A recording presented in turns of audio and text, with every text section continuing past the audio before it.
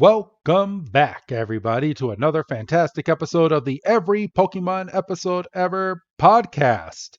Today, we are dealing with episode 677. And I am Wrestling Chris G. And on the other line with me is the man with holes in his clothes. It's good old Dougie Fresh. Dougie, my man, how you doing? Man, I don't even. Fine, I suppose. you had so many different things that you could have said, but you said holes in your clothes. At least I know you actually watched the episode. Yes, I did. So, today's episode is Sewaddle and Burgh in Pinwheel Forest, or translated from Japanese, Yaguruma Forest, Kurumiru, and Art. I'm going with the English, even though the English was kind of clunky too. Yeah, I mean they're both clunky, but English translation is just a little bit less clunky. Yes. So, but probably if we lived in Japan, it probably isn't that clunky. I mean, it's probably like when you talk about like titles to shows and stuff, a lot of their titles probably are kind of straight to the point. What is it? What movie are we watching? The dude with the car that got it jacked. Oh, that one. I've already seen that one. Oh, this is a sequel. Oh. Yeah, this is the sequel. His brother got his car jacked this time. Oh. But better security system for that car. For real. So, how you doing, man? It's been about a week since we've sat down and hit the good old record button. How you doing, man? Frustrated. Yes. We are recording this on February 12th, everybody, and at the moment here in I'm sorry. February 17th, everybody. And we are currently in the midst of another mini. I'll call this one a mini because the one we had 2 weeks ago was a real snowstorm. But we're in the middle of a mini snowstorm right now, which I'm going to have to go out and snow blow after we're done recording. So that's going to be fun. Yeah, that'll be a bit of. It'll be about that time because it's supposed to go to about 8. Yep. So this is fun. I've been doing a little bit of playing Pokemon Legends Arceus a little bit more, and I could have beaten this game like a week or so ago, but my ADD on freaking completing the Pokédex is taking over like something super nasty. And I'm just completing this Pokédex. I was talking to a friend last week. I think you were over that same day, or it was before you guys got, or no, it was after you guys got there. He asked, he's like, "So have you completed the game? I mean, you had it since before anyone else had it." And I was like, and I told him, I was like, I could have. I was like, but I'm completing that Pokédex. He's like, dude, it only took me like 48 hours to beat it. I was like, yeah, but how much of that Pokédex did you actually complete? And he's like, well, yeah, about that. I was like, yeah, it's the whole point of the game. Oh, right, but like, I'm sure he was just talking about the main story. Yeah, but you have to complete the Pokédex to a certain like step in order to go to certain towns. Right. In the game. Like I'm at the point now where I feel like I've completed four of the 5 towns that you can go to in this game, and I can easily go to the last one because I already have it unlocked, and all I got to do is go there and it'll go straight to the cutscene. But I'm on that grind, man. Like you can collect different Pokemon at night than you can during the day. There's certain Pokemon that you can only catch by hitting a tree and having the Pokemon jump out at you. It like Right. I've just been grinding, and they added a whole new freaking. This made me mad. I had to go to YouTube for this, but not only do you have to complete the regular Pokédex in this game, but you have to complete the unknown Pokédex in this game as well. Oh no. And the unknown are not out in the wild where like they're just roaming around. They're legit hidden. So Oh, so you'll it's be not so it's not like the original games where you could go into the cave and it was just a matter of sitting there until you got all 26 unique unknowns. yeah. Well, they have 28 in this one now. Son of a And bitch. I know.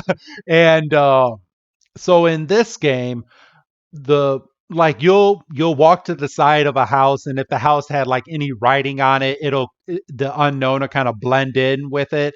Or you'll be walking along the water, and in the leaves and stuff you'll see like a little weird figure, and there's an unknown right there. Like they blended it. There's unknown that's on the sides of mountains. And I found legit probably three after searching for like 2 hours, and I was like, man, fuck this. I was like, I'm sure somebody found these damn unknowns on YouTube. So I went straight on, and our fellow friend that was on the show, Blaine's, had a full walkthrough on YouTube in regards to finding these. So I was like, thank you, Blaine's, for breaking this down. And it literally took me like I still don't have them all because I haven't went to the fifth and final city, but I have all of the unknowns that I can legit get in the game as of right now. So yay.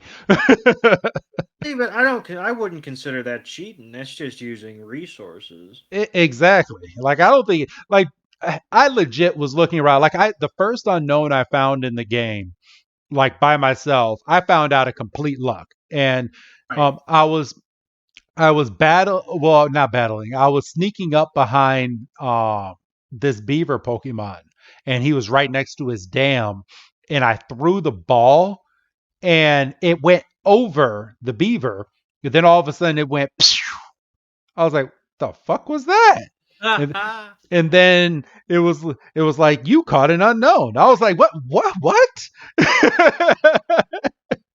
That's so funny. so one I got out of complete luck, and I just happened to find one more, but all the rest of the ones that I found so far was just strictly off of Blaine's video. And if you haven't heard Blaine's has been on our show. I'm actually thinking about inviting him back. That'll be fun. It's just the time difference. Right. but but yeah, I he was on one of our, I believe it was the Farfetched episode, everybody. So Yes. if you want to go and listen to Blaine's on our show, go back and listen to the Farfetched episode, because it was a nice time having him on the show. So, but yeah, duh, yeah. All right. But anything else that you may want to add, Doug, before we get into our dates? No, I don't think so. Oh, actually, you know what? Because you brought it up before. How did you enjoy the Super Bowl? Because we are past the Super Bowl. It was good. It was a good game. It was a good game. Came down to that last drive there. Um, Halftime show was awesome. Did you see all Um, the 50 Cent memes that came out after that? Somebody had no chill. I think it was Dick Butkus, a former Chicago Bears legend. Screen grabbed a shot of Fitty when he first drops down, like before he flips over and stands up. Like, so when you first saw him hanging, you could see he's kind of like red in the face and stuff. They're like, man, inflation really hit him hard because he's a little swollen. I was like, that's too cold for somebody who just joined Twitter like last week. Oh, Um, but apparently it wasn't like, I mean, it was still impressive for him to be hanging up as much as he was, but he was just kind of he put before himself his up there. Did you see the clips that came out afterwards? Like as Dr. Dre was performing, people didn't realize it was him, but like right below him, there's a shot of him on TV grabbing the bar and like bench pressing himself up and then getting his legs over that bar to do his piece. Yeah, and people were like, "Oh, so you mean to tell me he wasn't hanging there the whole time?" Like, no, he'd be dead. No, I mean the man when he dropped down, I thought he was doing a voiceover, and everyone at the party was just like, they're like, nah, he's just out of breath.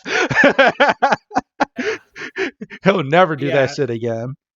I mean, that was get yeah. You ain't gonna find me upside down. So Or that was good. what about Eminem? Eminem was awesome. I was glad he was towards the end. I thought Kendrick was good. Kendrick was really good. I basically didn't have a problem with any of them. Like I say, the bar for Super Bowl halftime shows was so low after Bruno Mars's little fever dream last year. Um, so it's like as long as nobody comes out and falls on their face. Um, didn't quite get the same buzz out of commercials that I usually do. I mean, there was a few decent ones, but there wasn't like, oh man, I'm sharing this around. I'm showing it to everybody. Yeah, I Um, I, I kind of felt the same way when it came down to the commercials. I was like, these commercials are kind of dry. I mean, the one that the one that kind of sticks out in my head was the Lord of the Rings announcement, which I'm nerd. yeah. Hey, we are nerds. um we're doing a Pokemon podcast for God's sakes. But but yeah, I hyped out to that. The numerous freaking Bel Air commercials that were highlighted all over the Super Bowl, and I watched the first three episodes of that Bel Air, by the way. I was gonna ask if you've watched that because I mean I have no interest in it, but like Oh, dude. I had no interest in it until like I turned it on with the intention that I would be turning it off in like 15 minutes into the episode. But dude, that show grabs you. Like I got no time for any more shows. I've got too many you shows on my. you should really watch Bell because Carlton will make you want to punch his ass in the face. Oh my god. The and it's mature. It's a mature show. Like they say fuck shit. Like they like there's no like nothing's off the table on the show. And each episode is an hour long. I don't need that in my life. Like, I are you like? Do you mean legitimately an hour, or you mean like 45 minutes? the first episode was 59 minutes. I believe the second was like 48 and then the third was around 45 to 46 minutes.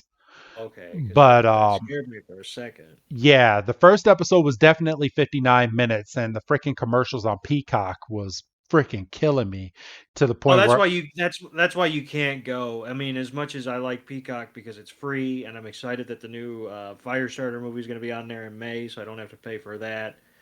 And but you got to go somewhere else. yeah, and trust me, it was definitely 100% breaking up the flow of the show. Like you'll be in the middle of some intense scene, like and I'm not spoiling anything because it's in the damn commercial, but like the scene where Will's getting arrested in the show, and you go straight from that to a State Farm commercial. I was like, oh, come on.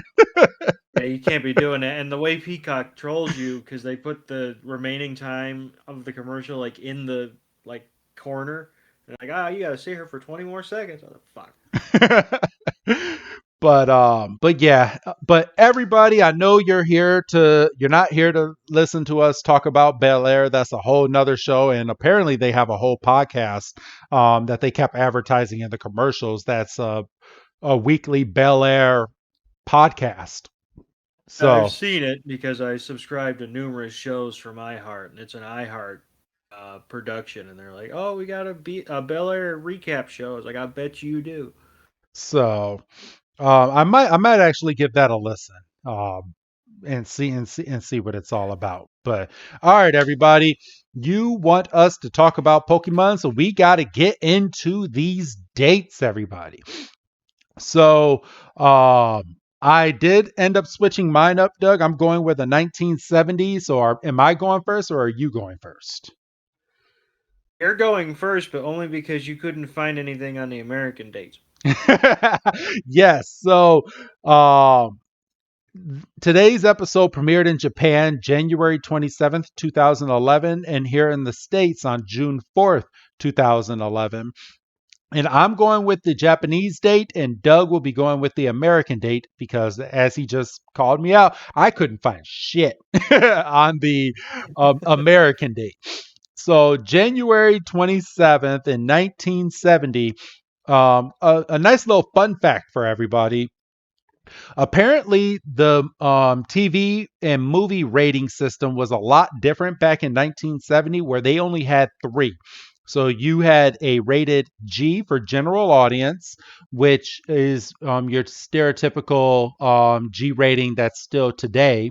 But G was also treated as PG that we have today as well, because the next rating was rated M for mature, and that was for anyone up to the age of, I mean, it was for 16 and younger, but it doesn't give a specific age range as to when general were kind of cut out. So I'm gonna guess around like between 7 and 8.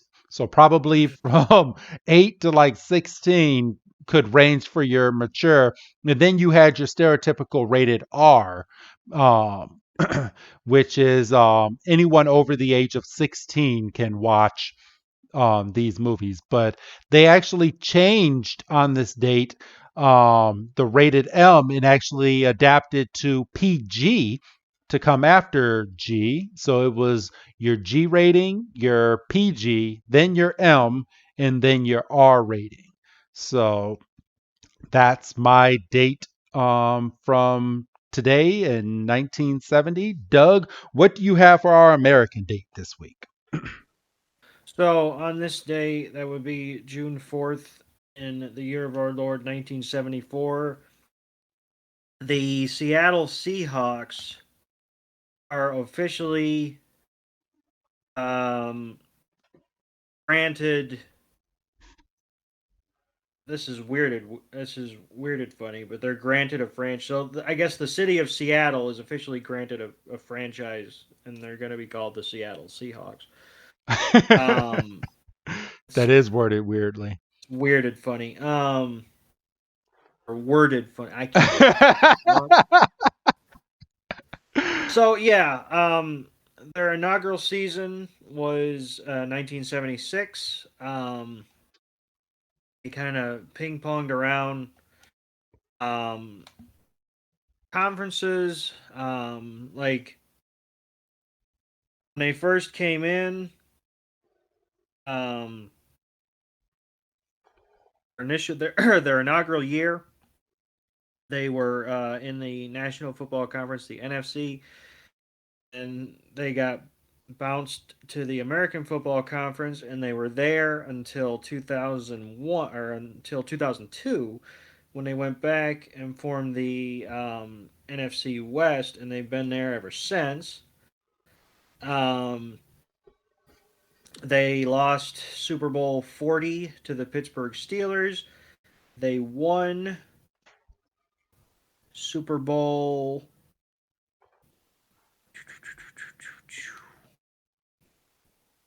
I hate Roman numerals. They won the Super Bowl in 2013. I'm not even gonna fuck with it. They absolutely smashed the Denver Broncos. That's the Super Bowl where I think the first offensive snap went over Peyton Manning's head for a safety. It was downhill ever since for the Broncos. But I would argue that they're more um, not well known because obviously you win a Super Bowl, you're going to remember that. But Yes. they also defeated by the New England Patriots in the Super Bowl where they refused to hand the ball off to Marshawn Lynch at the 1 yard line. And they said, "Oh, we're going to throw a pass," and it got intercepted. And that noise you heard was everybody in the Pacific Northwest saying "fuck Malcolm Butler" in unison, or "run the damn ball," one of those two. Um, so we'll just give them a second to get back to their devices. Okay. So yeah, they've had some down years in the last couple, including a strange loss to the Chicago Bears this year, just in a game they shouldn't have lost because the Bears didn't know what they were doing last year. And of course, you could argue they haven't known what they're doing the last couple of years, but I was it's about to another say, discussion. like, when was the last time they knew what they were doing? 2010, I think. But yeah, so Seattle, decent franchise. Obviously, they're in the same division as the Super Bowl champions. Matter of fact, this year they were the only team in their division to not make the playoffs. Oh, So where to go but up for the Seattle Seahawks. I mean, I guess they could be worse, but what the hell. So, yeah. all right. Well, thank you, Doug. Thank you for that. And are you ready to jump into this week's episode?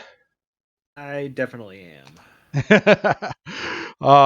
Sorry about a lot of our preamble. Hopefully, we'll still get through this episode fairly quick because this week's episode is a filler episode. Everybody. Both are. They both are. Let's don't lie to the people. Yes, Both are. they So, both yeah, are. don't come back here expecting excitement for 21 minutes next week because it ain't gonna happen. Hey, it's an okay episode. It's an episode. but all right. So this week, everybody, um, we start this week's episode with our heroes on the top of a cliff, and they are looking into Pinwheel Forest. Yeah, we are told by Silent that Pinwheel Forest is a forest where if you walk all the way through and follow the trail, you will be in and out of this forest in no time. But if you venture off into this forest, then you're most likely going to get lost. So, this being a kids show, I mean, they're going to follow the trail properly, aren't they, Doug?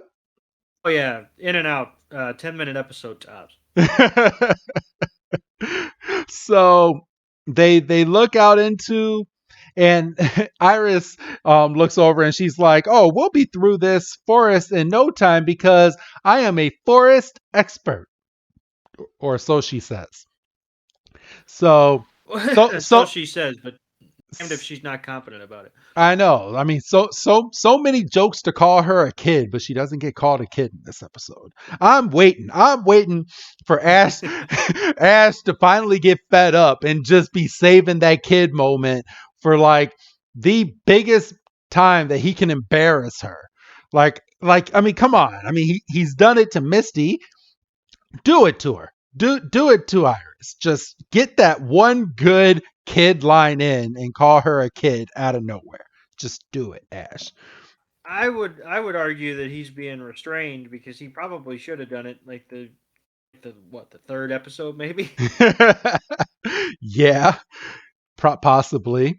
But yeah, we go from that and everybody agrees that they're going to go into the forest.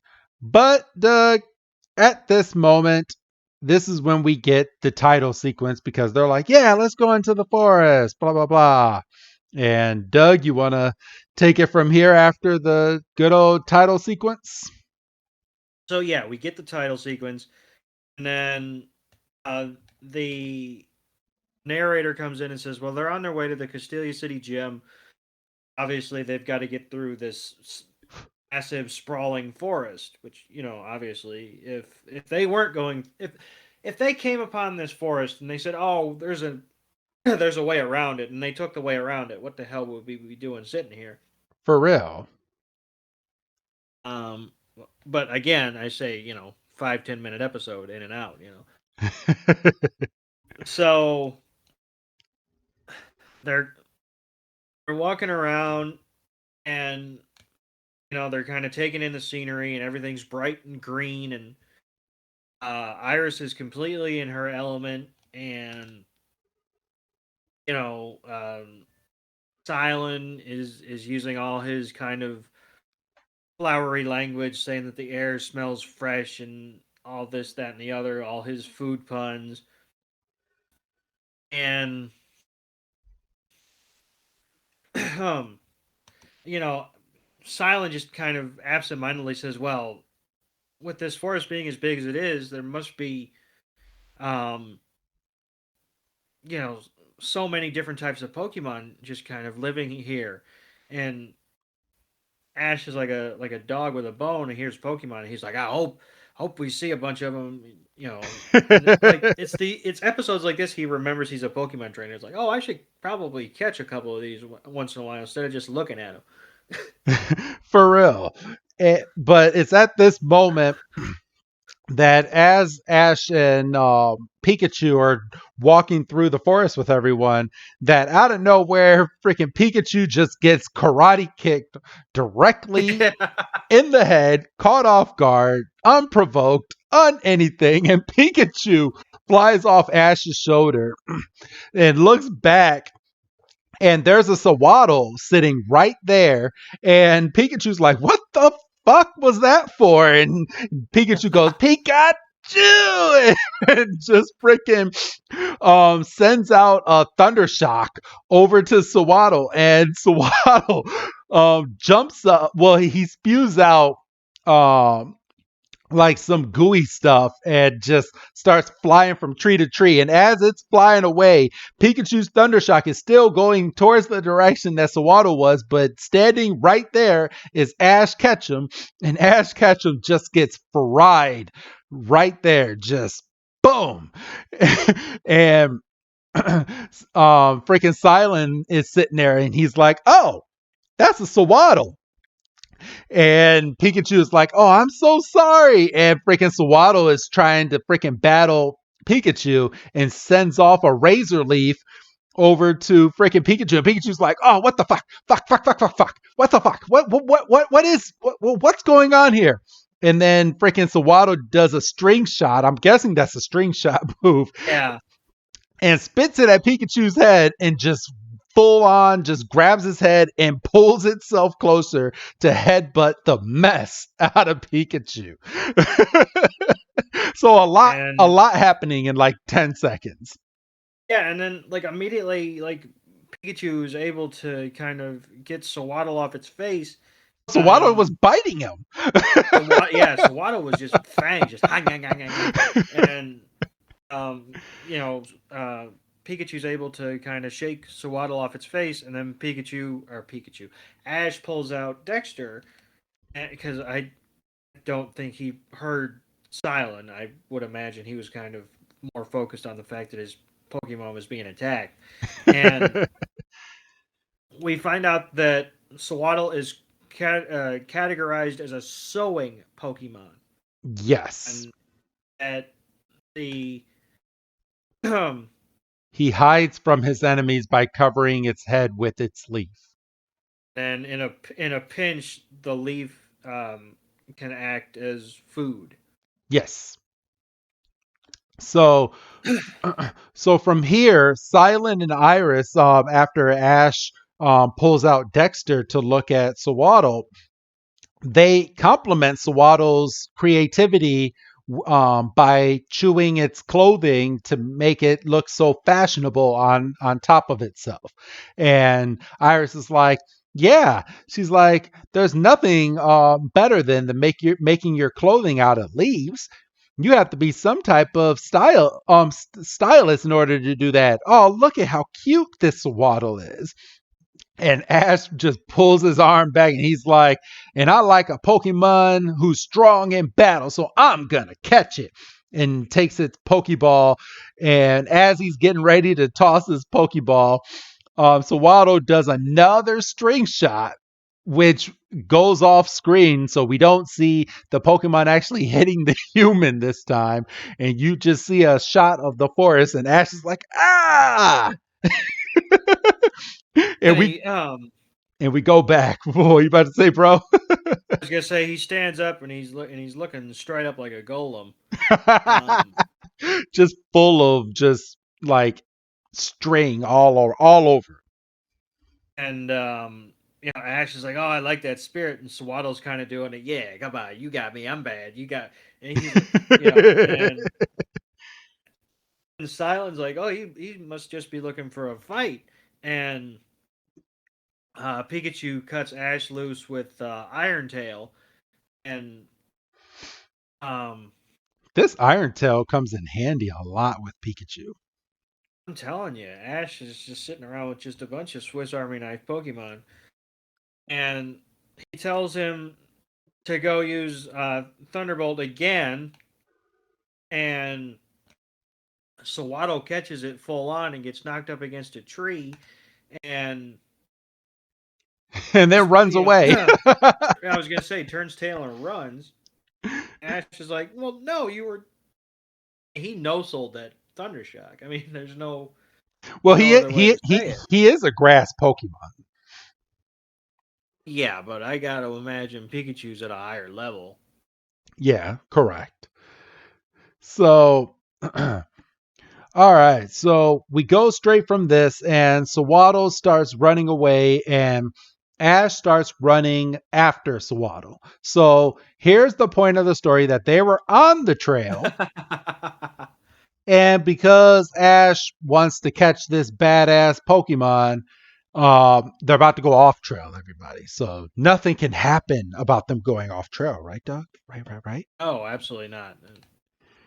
Who saw this coming, really? So Silent and Iris are sitting there and they're like, well, if Ash is going, we're going to have to do the same thing or we're going to lose everybody. So Silent and Iris starts running over to Ash. So Waddle's using his string shot to kind of float its way from branch to branch, just swinging from branch. And and Pikachu are running after it, like, stop, come back. And Ash just fucking he must have hit a rock or something and just stubs his foot and just goes falling straight on his face. Just eats it, just hard. Just real hard. So but from here, this is when Silent and Iris they finally catch up to Ash, and Ash is like, so Waddle. He's like, man, I really wanted to catch it. And Silent's like, yeah, it looks like he got away. And Pikachu's like, yep. And this is where Iris comes in and she's like, now what do we do, Ash? And Ash is like, what? He's like, I want to keep looking for Sewaddle, but I don't know. And Silent's like, this forest is a natural maze like we've never seen. If we keep going deeper and deeper into this forest, we'll never get out. And he's like, it's too dangerous. And Ash is like, you're right. We better get back on the track. And then we go straight back to our crew trying to find that track. Doug? Yeah. So, and because of what Iris said at the top of the rock, she's kind of taking the lead because she's an expert, Yep. and she's like, "Well, it's the scene out of every movie." It's, well, we should be back on the trail by now, and all we were missing was either Silent or most likely Ash to say, "Oh, we've passed that tree 5 times already." Um, but that didn't happen. Um, but and Ash, I couldn't get a read on whether he was trying to be helpful here or if he was just trying to dig in the knife a little deeper. But he's like, well, maybe we're going the wrong way, and Well, and Iris goes, well, I can hear the voice of the forest. And you know what? The forest is telling us to go this way. And Ash looks at Silent and he's just like, well, I guess we can follow her. And then they find themselves at the edge of a cliff, and she literally verbatim goes, "Oopsie." And she goes, "Well, the forest clearly brought us here because it wanted to show us this chasm." That's literally what she says. She's like, the forest told me to come here. I'm not sure. She's like, because it wanted to show us this magnificent scenery. And Silence like, it looks like what they say about the forest is true. If we go off path for 1 second and now we're lost. And And Iris's big solution is, well, higher ground. That way we can see everything, which in and of itself isn't a bad point. Is they had a higher vantage point of the forest when they were on the rock overlooking everything before the start of the episode. yes, but And she points in the direction of some taller trees, uh, basically back the way they came. And I you climb all the damn trees you want. I'll be lookout on the ground. for real. I mean, We find our heroes back in the forest, and they are doing what we just said, Doug, and they're climbing trees, and they're like, all right, well, maybe we can climb a little further and get to the right spot. And yeah. my Well, my video just froze, so I'm gonna have you take over this part real quick while I get my video back on, Doug. so Iris basically takes off, and she's got no problems with it. She's just because the first time we saw her, she was in a tree, right? Yes. So she takes off. She's got no problems with it. She's like a champ. And Ash, out of a little bit of competitiveness and probably out of wanting to help, but I would chalk it up more to competitiveness. He takes off running after her, and Silence like, "Do you see that I'm in a bow tie? I ain't climbing no damn tree." Ash goes running up, and we don't see anything for a couple seconds. All of a sudden, he comes sliding back down. Obviously, he doesn't have the right shoes on. he Ash can't climb. goes, and he's He missed that day in gym class. he missed that. He didn't take that damn rope. That rope, I didn't. Did you ever do the rope? I never did the rope. I did. Yes, I did. I Never did. did the Well, rope. well, all through elementary school. I would say once I got to junior high and high school, I never did the rope again.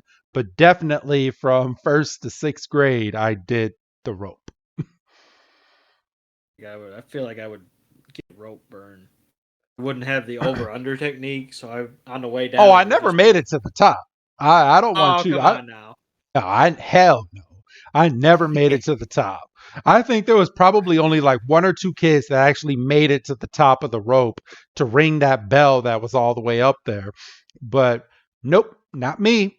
Not this boy. I probably grabbed the rope and made it halfway up just like that. But after that, I had no upper body strength at all to get to the top. Yeah. But all right, Doug. But as you were saying, as they finally start climbing up, they see Oh this yeah. big ball. Yeah, and they're just, and so they're up there, and they poke their heads out of these, and I'm just looking at like, you see how high you are, and um, but yeah, then they see like a cocoon, and they're kind of stunned. I mean, I'm not gonna say scared, but they're like, oh, what is that? And yeah, Silence doing what I'd be doing. He's the lookout. He's shouting up, "Hey, y'all, all right up there?" And as soon as he says that, comes crashing out this mysterious man. I'm going to call him a mysterious man. Um, Comes crashing out of that ball. That would have creeped the mess out of me. I'm sorry. Like I'd have why? fallen out the tree. I would have fallen. Like why the fuck are you in a curled up in a little ball and falling out on us? Like no. That ain't happening, bro. And he looks at them like they're weird, and he goes, "Shh, you don't want to scare the grass poke or the bug Pokemon." Well, no, he Well, said, fuck you don't want to scare the forest, is what he's saying. the forest. Fuck you. I need new cans. And Ash and Iris are like, huh? And they finally make their way down, and um, this guy ends up saying, he's like, I surround myself by nature, everyone, and he's like, it's the only way you can understand the forest, and the forest is in my pure heart. That's what it is. And he's kind of speaking in riddles, and you would think out of all people Silent would know who this guy is because he's a gym leader. Spoiler Yes, alert, everyone. yes. But he doesn't know who this guy is, and Silent's like, really? He's like, your pure heart. And this guy is like, he's like, I draw, I design pictures, clothes. Honestly, I'm a super talented artist. And then he looks down. He's like, a true genius who's stuck in a slump. And Ash is like, so even geniuses go through slumps. And Silent's like, Ash, shut the fuck up. He's like, shush. And And this guy is like, he's like, of course. He's like, so I figured I might get some real inspiration out here by living with forest Pokemon. And if I lived amongst the forest Pokemon, I would get my inspiration back. Doug? and basically they're like, well, we're stuck. I mean, since you willingly got yourself in here, do you know the way out? And he's like, of course I do. But since you're here, why not um embrace your surroundings and live in the forest for a while? Just kind of give up and just take a week off. Hang out. And Ash is like, well, I, I had every intention of going to Castelia City to challenge the gym leader because I'm on a bit of a heater. I've got two badges, and I mean, this is Ju- kind of my thing. I take like 5 weeks to get to a gym. It's kind of my thing. and this guy had no chill. He's like, well, it's useless to go there now. And Ash's like, wait, huh? And he's like, yes, after all, the Castelia gym leader, Burr, just happens to be me. And he covers his face and does this like little pose, and very, very flamboyant, Bo is. Yeah.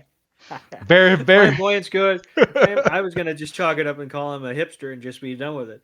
yeah, he's very out there, and he cares deeply about what he talks about. And every it seems like every sentence that comes out of Bo is just that. It's art. Like everything he says is art, and no matter what else he says, it's just going to be art. And He's a hipster. yep. And this is when Silent just jumps in and he's like, so you mean to tell us that you're Bo? He's like the world famous bug type Pokemon trainer, which again, He you should are know. a gym leader. If you know that he's world famous, shouldn't you know him by face? Come Yeah. on. Look, I'm not as naive to say that there should be like a gym leader convention every year or something. But shouldn't you all at least be on a text chain or something? I mean, not even just that, but don't they have like in Pokemon now? Because I mean, I know they have had it at the Pokemon League episodes that we're finishing up reviewing right now, Doug. That um they're given a book, and in the book Yes. is every trainer that's in the Pokemon League, so you can study up on what type of Pokemon they have, what they did, and all of this. Like, shouldn't there be a book of the like gym leaders that's around this area or on this island? Like, wouldn't you Avail of not even just on this island, but just there should be a guidebook available at in the every. Dexter? Yes. Yeah, not even. Yeah, I mean that's it. In your pocket, literally. If you can Yes, make calls, you can look shit up. for real. So I'm Oh sorry. boy. The stuff that we think about. But but yes, Burr ends up going into his own little moment here. He's like, I'm not just any bug type trainer. He's like, I'm an artistic trainer. And we get the animation of Iris, Pikachu, Axew, Ash, and Silent just coming up going, oh. And this is when Ash is like, he's like, I'm Ash Ketchum. I'm glad to meet you. And this is my Pokemon Pikachu. And Silent's like, I'm Silent. I'm a Pokemon connoisseur. Burr is he's like, oh, trainers traveling together and learning and experiencing, and he has this moment where he's like, I of course, and he pulls out a sketch pad and a pencil, and he's about to do so, and he fuck, I've lost it. He's like, it came, my inspiration came and went, and here I am. And he's like, and the stuff was safely in the palm of my hands, and it's gone. And Iris is like, pardon me, but I'm still trying to figure out something here. He's like, how do you get this artistic inspiration back? Just by living out here with forest Pokemon. And he's like, I guess it depends on the person, is what Bo ends up saying. And then he goes into a little dialogue. He's like, when you surround yourself by nature, it is in its most primitive form. Your dulled and long forgotten senses come alive. He's like, you realize how beautiful nature is, and you become one with the forest. And to become one with the forest is to see old things as becoming new and fresh again. And And Ash is like totally jacked. He's like, yeah, that sounds great. I'm gonna, just got this little kid, and then he's just kicked right in the face again. Just, just by damn the Sewaddle. just Jackie Chan. And this is when we're introduced to Sewaddle again. And Sewaddle's just looking at Ash like, I'm sorry, like Sewaddle will be in some trouble once I caught him. Like you gonna freaking karate kick me, huh? Twice. I can just see Uh, Pikachu in the middle of the night just clicking the little button and see having Sewaddle just pop out and just going, I'm gonna shock you. And then just returning it back to its Pokeball. yeah, I owe you at least that much. All right, so Doug, Sewaddle is out of the Pokeball. I mean, not out of the Pokemon, but Sewaddle is back on the scene now. Yeah, and I credit to Iris. She could have easily played dumb and say, "Is that the same?" So no, she was like immediately. She's like, "That's the same Sewaddle from earlier." And this Sewaddle, he's still he's still kind of mean mugging, and he does a Mario jump on Ash's head, As if and he's jumping off a mushroom. it lands right on Burr's shoulder. And me watching this the other day for the first time went, "Oh shit, he's his Pokemon." And then And that's actually what um, Ash ends up asking him. He, Burr's like, "Well, no, I'm just one with nature," and Waddle knows Waddle knows that it can trust me. It's a bit stubborn, but it's a sweetheart at the end of the day, and it's munching on a leaf and and Ash is like, wow, living out here in the forest must be a ton of fun.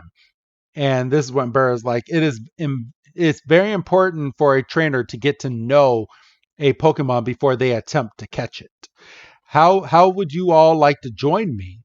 And Ash is like, that sounds great. And everyone's like, yeah, yeah, yeah. And then freaking Silence like, then I say let's set up camp right here then. He's like, and I'll get I'll something started for supper time. And this is when Silence starts preparing a meal. How does he get this big ass table in these little ass backpacks? Like it kills me every single time I see this big ass table. Like it makes no damn sense. Like his backpack is smaller than Ash's, Yet he has this big old table in there. Like, come on. It's a collapsible table, you see, and it can fold into like 14 different parts. Apparently. It must be a big ass. You know what it is? I'm gonna call this table a big old Rubik's cube because he must There it is. he must demolish this thing with his Pokemon and then just put it together and just add the legs to it. But okay, everybody, back to this filler episode. So this is when um this is when Burr is talking about the Sewaddle and talking about how you have in order to know Sewaddle, you have to get down to Sewaddle's level. And a way that Sewaddle say hi because they can't just use their fingers to like grab everything. They put their heads together. And when they put their heads together, that is how they say hi. And he's like that is he says Sawaddles are able to distinguish people and things by using the two sensory knobs on the top of its head, located located on the top of their heads. And he's like, by touching foreheads, you're saying hi. And Pikachu comes over and just puts his forehead up against the Waddles and is like, Pika, even though this thing just karate kicked you, Pikachu. Right? I wouldn't be trying to sit there. You know what? This would have been the perfect episode to have Scraggy in it because all Scraggy knows how to do is fucking leer and headbutt. Yeah, we don't see Scraggy until next week. Spoiler I, alert. I know, for Not real. even spoiler alert. Just we don't see him until next week. Yeah, he's not even in this And week's episode. so, like you said, Pikachu goes over and does it. Um, XU gets in on the action. Iris goes down, does it, and everybody's having a good time. I Ash is think like, "Hey, it's my turn, my turn, my turn, my turn," and he gets down to his level, and freaking so Waddle just headbutts the fuck out of him. Like, I don't want to say hi to you.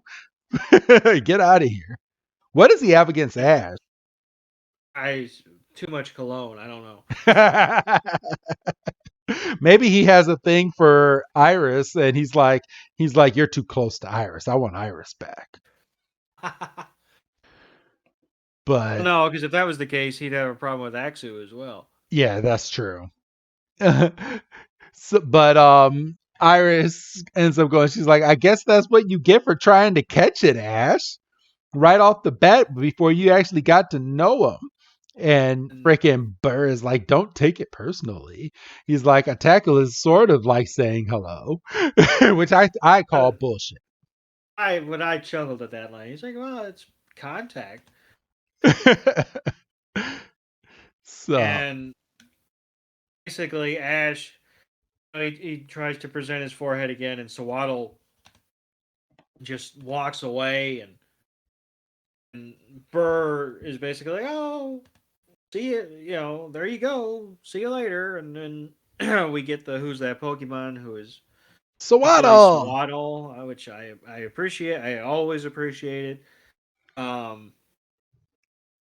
Then we come back and we're having. Oh, we're not having supper. Supper's later. So Yes. we're basically following Sewaddle because why not? To find, And so we can learn about him, Doug.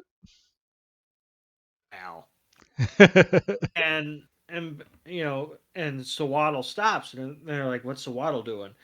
And um, Iris goes, "It looks like he's listening to the forest," like she said earlier. And Burr turns around and goes, "Sounds like it could be true." And she's like, "I got one." And um, Ash is more practical. He's like, "Well, he stopped because he's hungry and because he's chowing on the leaves." And Iris is so defeated. She's like, I thought I," and she falls over. And she, she, she's so like, Waddle Ash is off like, I again, what? Ash is like, I wonder where it's going this time. and it's just It's walking, it's walking. We're in the middle of the field, and Sewaddle just curls up and just goes to sleep. And Iris is like, "Does that mean we should too?" And Burr's like, "Sure, why not?" So everybody lays down, like just lays down, just never mind, going to fucking the gym or anything, or even heading towards the town. And to me, I'm sorry, but this scene doesn't make it seem like they're in the forest anymore. This makes Oh, it seems like they're out in the wild again. well, they have gotten out of the forest at this point because this is a wide open field, So, and they're laying down, they're looking at the, pardon me, they're looking at the clouds and just being a pack of 5-year-olds, and Sawada wakes up and they're like, "All right, it's time to wake up again." And then he goes and and starts eating some food. They see a Woobat in the distance, and Woobat it looks like it's getting ready to attack, and it's using double team. But Sewaddle has it all covered because he's able to use his string shot to find the real Woobat to go into battle with it. or Heath. But then there's a legitimate double team because a second Woobat comes out from behind and um, attacks Ash. And so Waddle tries to use Razor Leaf on one of the Woolbats, and Pikachu hits the other one with a Thunder Shock, and they fly off. And Ash at this point should just be used to getting hit with moves because he can't avoid them. No, not at all. But we fast forward to supper. Supper is finally ready. So, Doug, I'm gonna make this funny a little bit, okay? Mm, So so Silent has been cooking up food all day. It seems like right. all day, all night to sit here and make just a little bit of soup and what looks like peanut butter and jelly sandwiches. Hey, but you don't know how bomb that peanut butter and jelly sandwich was. No, I do not. But to really, like, out of all things, like to sit here and make all day, but then we see Sawaddle is up in a tree and it's it's eating away at its leaf and berries, and then we go into full blown nighttime, and it's hanging from the leaves, looking off at the magnificent view of the moon. And Crucially, it's hanging not far from the rest of them. Like it's up there, but like if Ash wanted to, he could just reach down and just pluck them. yeah, just to be a dick. Yeah, next time don't hit me.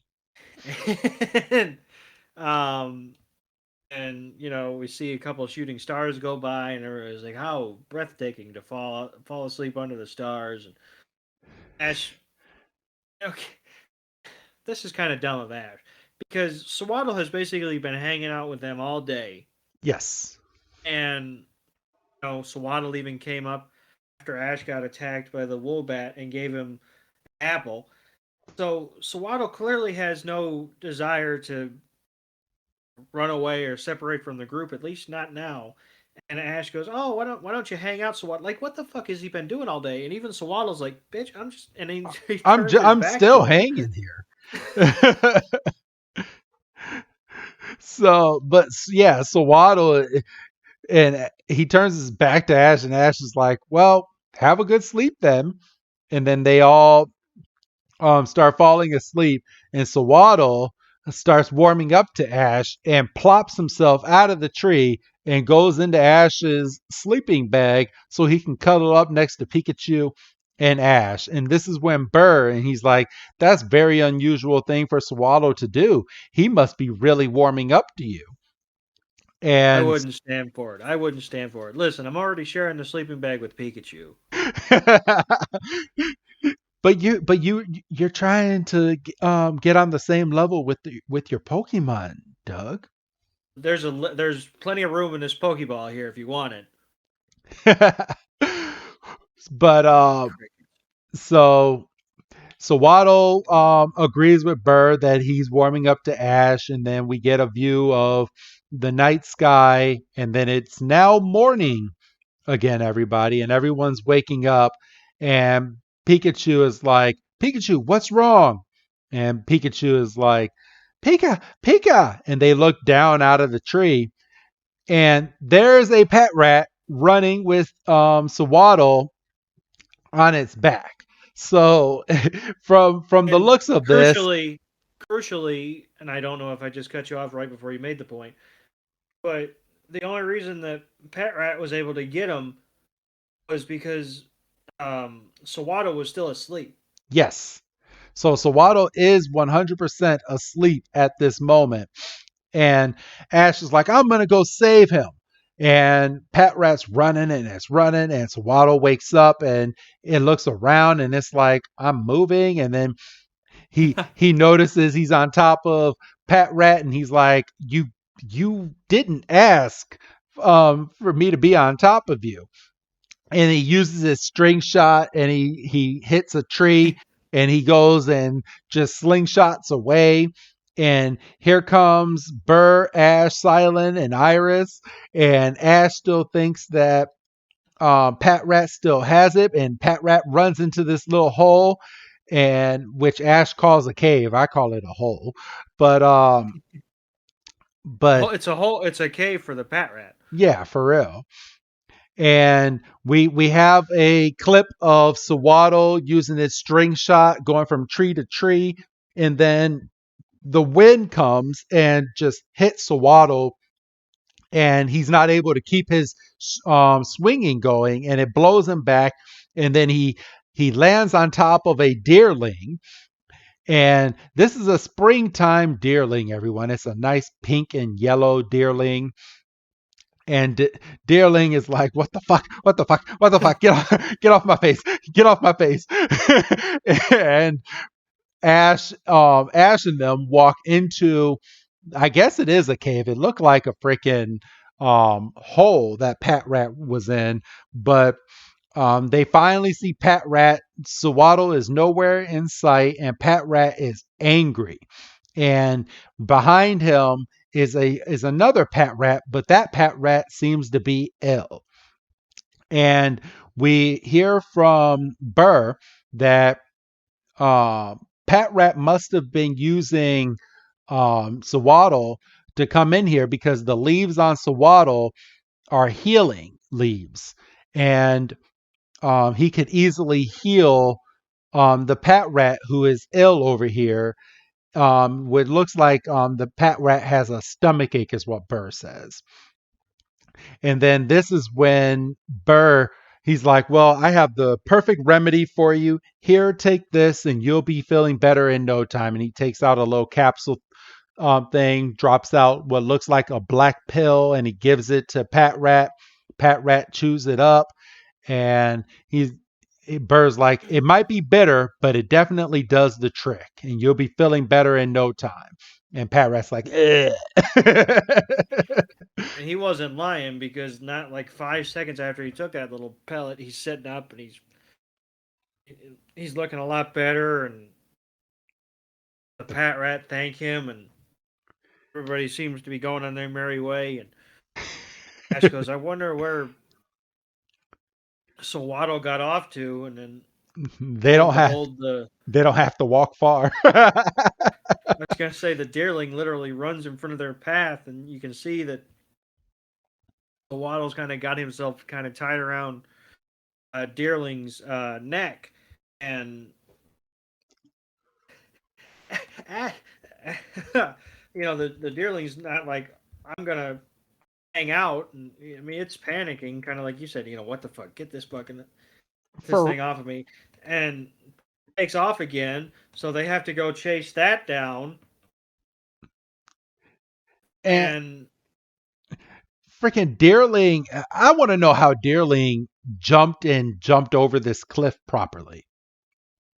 Yeah, especially with its eyes closed. Yeah, like Deerling. So there's two sides to the cliff, and there's a middle opening, which we don't know what's there yet. And so Waddle does a string shot over to Ash's arm because Ash says, "Here, Sewaddle, I'm here for you." So Sewaddle is now off of Deerling. Deerling jumps over the cliff, jumps to the other side, and is now free. And then as Sewaddle is coming over to Ash, a gust of wind just blows Sewaddle again. So he's this is the second time that the wind is getting underneath Sewaddle, and Sewaddle does not make it and is about to fall in the middle of these two cliffs. And Ash is like, "I got you, Sewaddle," and just jumps in after this Sewaddle into this. I'm gonna call it a river. It was a nice big Yeah, river, and Ash starts swimming over to Sewaddle. Sewaddle's freaking out because it can't swim, and Ash is trying to get to Sewaddle before Sewaddle goes off the end of this waterfall, and he of course grabs there's a waterfall. Why wouldn't there be a waterfall? It wouldn't be dangerous if there wasn't a waterfall. for real. And he grabs Sewaddle and he literally goes, "Sewaddle, hold on." And freaking they fall off the side of the waterfall. And Burr goes, "Levati, use string shot." And he throws a Pokeball out. And Levani, who is we find out the final evolution to Sewaddle, comes out of the Pokeball and does string shot, and its string shot is like 10 times stronger than Sewaddle, and it's holding Ash, who is holding Sewaddle, on the side of this waterfall before they crash to the bottom, Doug. Shenanigans. I mean, look, I'm perfectly. I will perfectly accept that Levani's string shot is stronger because it's twice more evolved. But Ash is a grown. I was gonna say a grown human. I mean, he is, but he's only 10. So I guess. I mean, look. Obviously, Ash isn't gonna die in a waterfall crash. Like, you know what No. I'm saying? Like, Oh, funny but story. The original writer of Pokemon, I read a story yesterday, Doug, and we're gonna get back to the episode. Just a little side note. Did you know that the original writer wanted Pokemon the movie to be the final Pokemon episode, which was why the movie was written the way that it was, and the original ending to that movie was supposed to be a grown up Ash Ketchum thinking back on his adventures in the Pokemon region, and that every season of Pokemon going forward after that was supposed to start with a different character starting his adventure into the Pokemon world. I like that more than this. If I'm being honest with you, because like this is dumb. Because like Ash just he randomly ends up in these new regions.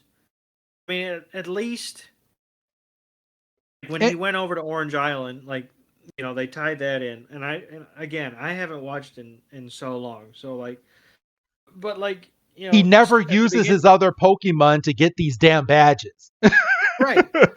And if you think just from a gaming standpoint, his original Pokemon have to be like at very high or max level. For So I mean, real. he could just be speed running these things, but no, I mean, like when we started Black and White, it's like, oh, it's just a new season in a new environment. Like nothing was said. I mean, He's something was st- said about he's still 10. vacation or something. But Yep. he's still 10.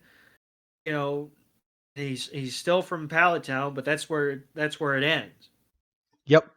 And that's it. And it's like it's frustrating. So yeah, I would prefer it if We we got a had a new different. character every Yeah, single time. Yeah. yeah. But I mean, for what it's worth, it looks like we're gearing towards that in the Pokemon Journeys TV show that's on Netflix now. It looks like that's where we are headed So I mean, we'll have fingers crossed as to what's going to happen in the future of Pokemon, but it's it's a weird one. But Say the least. Yeah. so okay, so back to the episode. Um, Ash looks over at Levani and he's like, "Oh, it makes its clothing out of leaves as well."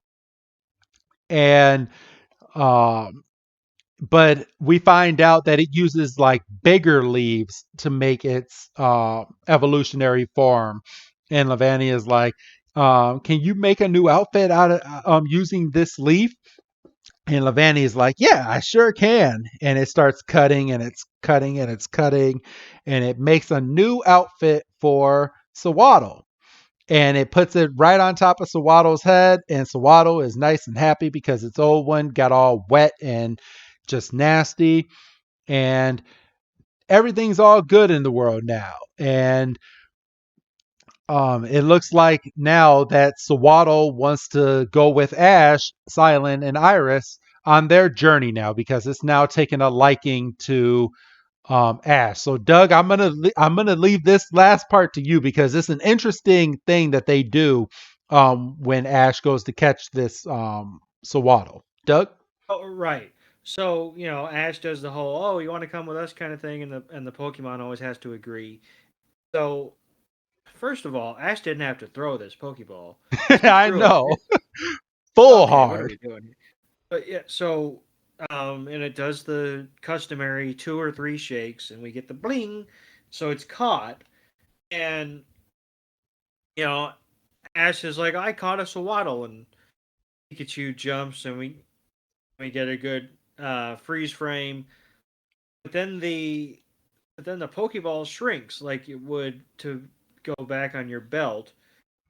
Ash can't hit the button to what's the word I'm looking for? He can't hit the button to activate the Pokeball again. Yep, it's inactive as of And right Silent's like, "Well, that's your seventh Pokemon, isn't it?" And I'm sitting there going, "No." And he kind of has to. He like literally does what I did watching it. He kind of now. takes out he's counting. He's like, I guess because I guess Pikachu counts.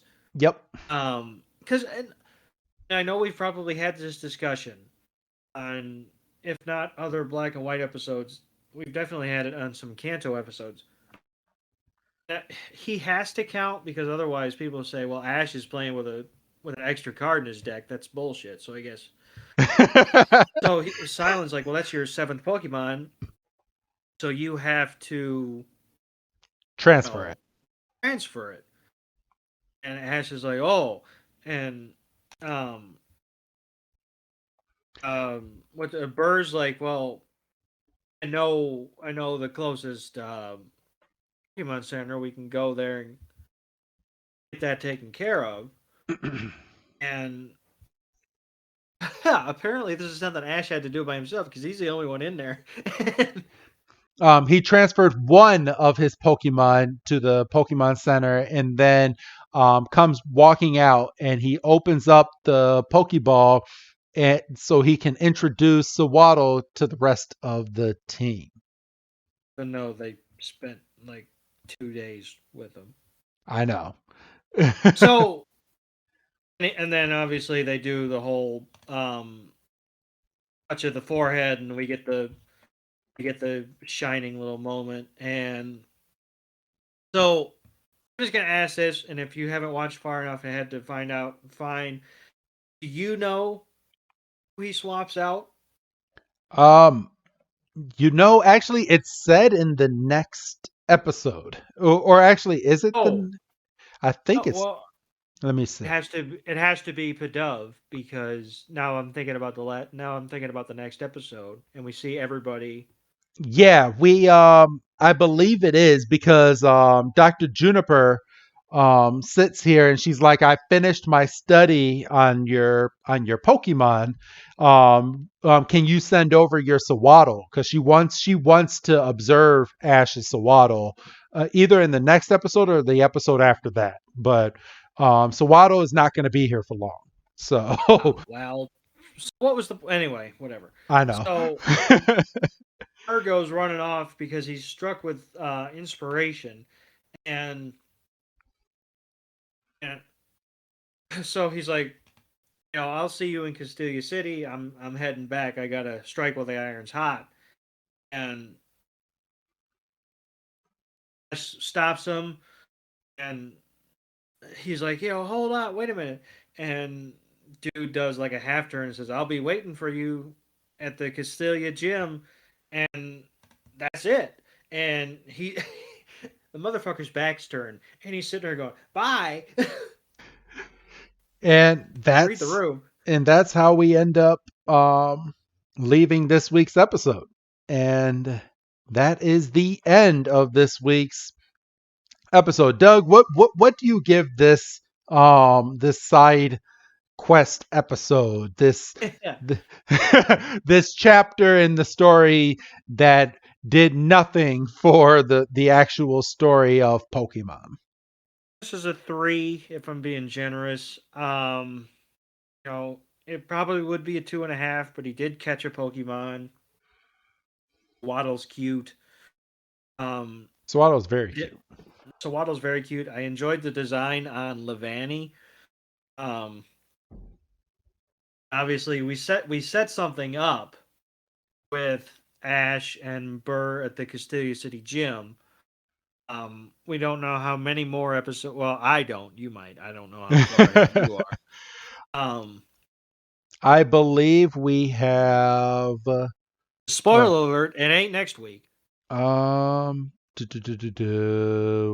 many episodes we got? One, two, three, four, five.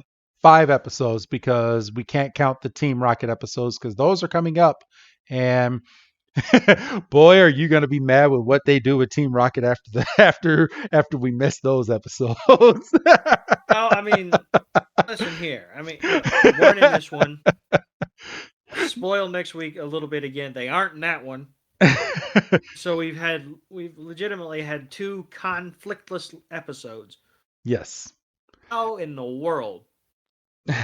Because they're after after they're gone in the episodes that we never get to see, uh, they're back on the Pikachu hunt. Jesus Christ! Yeah, I've Already got disappointed. I because when I was watching this episode probably last week before I reviewed it this week. And I had fallen asleep after, I think it was during the Ducklet episode, which is 2 episodes from now.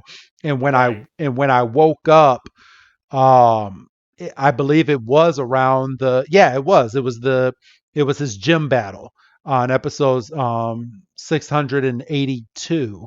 And I was like, oh, so we're back to this, and then we have a nice two-parter episode coming up as well, which Always is appreciate always appreciate me a 2-parter. yeah, featuring the electric Pokemon Emolga. But that's in about another month for everyone that's listening on here. So we have a little bit of dancing to do before we get to that episode. But yeah, it's going to be a weird next few weeks. Oh, by the way, I'm in the same boat. I'm going to give the show about 2 stars on this one. But next week was supposed to be another episode called Hikaru: A New Journey, Nibby Jim: The Greatest Danger. But that episode looks like it was just a little special that only aired in Japan, and it wasn't a full blown episode.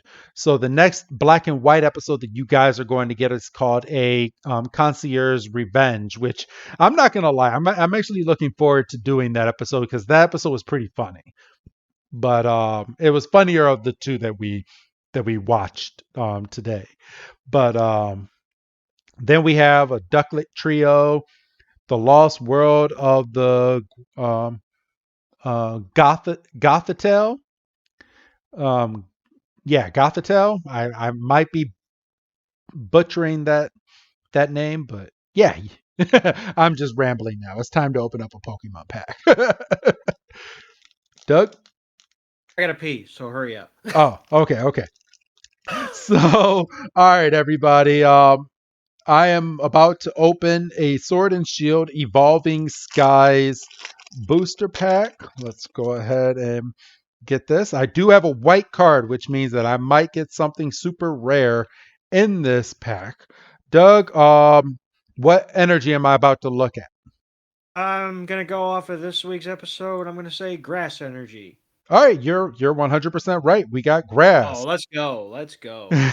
All right, I got a trainer Amora lady, a trainer Moon and Sun badge, a um Pyroar, an Eevee, a Temple, a Cutiefly, an Amplin, a Sableye. Ooh, I got a reverse hollow Kyurem. Oh shit, get the fuck out of here. All right. I got a it's a basic, but it's a full art Sylveon V card. And it's Oh, nice nice. and holographic. So let's fucking go. And let me look at this pack. And it was on the cover of this pack. Oh, ain't nothing can get better than this right now. That's a nice ass card. All right. Good way to end the episode. I'm gonna send you a picture of this card, though. This is a pretty nice card. But all right, everybody. Outside of that, go ahead and say your goodbye, Doug. Hi, Doug.